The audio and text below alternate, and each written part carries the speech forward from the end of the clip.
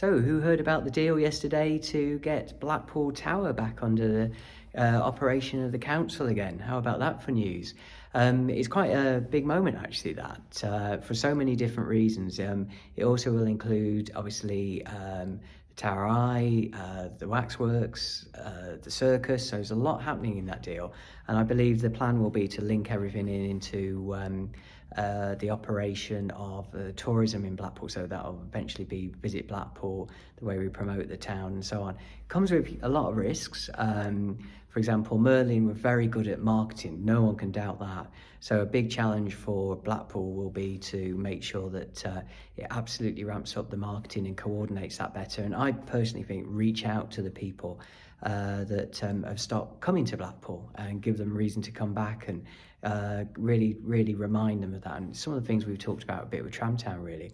So I can see lots and lots of positives as to why that should happen. There are some benefits as well around scale of economy, so pleased about that, because there's lots of different organisations in here as well, including Showtown, the Sandcastle, all the back office stuff, and also you can start to plan more work projects in terms of not just seasonal peaks, but give people consistent annualised hours. So that'll help with them getting mortgages and all the benefits of that. So lots of positives, but I think the key is making sure it's managed properly, that we actually grow, continue to invest in the tower and all the other heritage assets. And my personal thoughts are link the trams into that, the heritage trams. So lots and lots of things to talk about there. I thought that I would stand in front of this gentleman when I talked about this. This is one of my big personal heroes. For anybody that knows me, this is the amazing Joseph Chamberlain.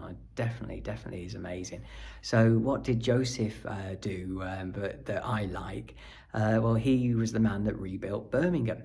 And I always liked this style. He changed the political weather. That was a direct quote. And I think there's another quote about him, that when he left being a councillor in Birmingham, he left Birmingham parked, paved and acised, which is basically acised is well managed, parked obviously parks, and paved as in pavements. And as you know, I spend a lot of time doing all of those things, so I really like this guy. And the reason I thought I'd just stand here in front of him is that when I got this picture printed out and framed, I put a quote that I really liked about Joseph, and I thought it sort of sums up why this deal around the tower is significant. So I'll just read you some of the actual quote. It said, Birmingham Town Hall, 1874, so quite a while ago. The manufacture, sale and supply of gas in the borough should be under the control of the corporation. If there are monopolies to be had, then they should at least be in the hands of the representatives of the people. And I really like that. I've always taken a view, which again came from this gentleman, is that as councillors we are directors of a business.